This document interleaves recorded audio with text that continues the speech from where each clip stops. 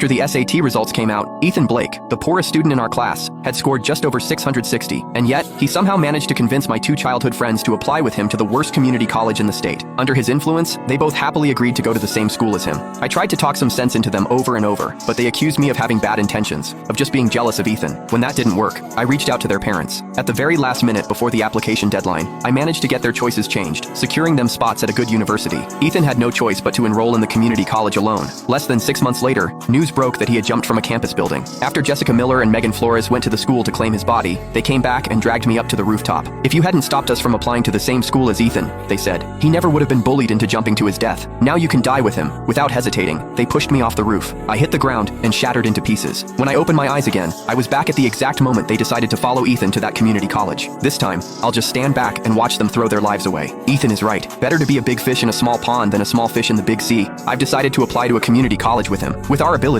even at a community college, we'll still be the standout figures. Seeing Jessica and Megan agree to go with him, Ethan's face lit up with joy. Then he turned his gaze toward me. Ryan, you should come with us too. The four of us have always been a team. I really don't want to be separated from you all. Looking at the three familiar faces before me, it hit me all at once. I had been reborn. I had returned to the moment right after the SAT scores were released. Jessica, Megan, and I had all scored above 1,400, more than enough to get into top universities in the country. But Ethan, the poor student who had only scored a little over 660, had somehow managed to persuade us to follow him to a community college instead. This time, if they wanted to go, they could go. I wouldn't waste a single word trying to stop them again. I stood up immediately. Choosing a college is a major decision. I'm going home to discuss it with my parents before I fill out my application. Ethan's expression instantly turned pitiful. Ryan, do you not want to stay with us anymore? I had already seen through his manipulative act in my previous life. I had no intention of getting tangled up with him any further. In this life, I just wanted to stay far away from these three unhinged people and live in peace. I turned to leave and started packing my things, but Jessica and Megan blocked my way. Ryan Jenkins, what's that supposed to mean? Ethan made a kind suggestion. Are you going or not? Give us a straight answer. We don't have time to wait for you. You're already 18. Can't you make up your own mind? Where you go to college? Don't you even know that yourself? Looking at them, the vicious expressions from my previous life suddenly flashed in my mind. The moment they had shoved me off a 36-story building, a chill ran down my spine. If that's how it is, then I'll be blunt. My first choice will definitely be Harvard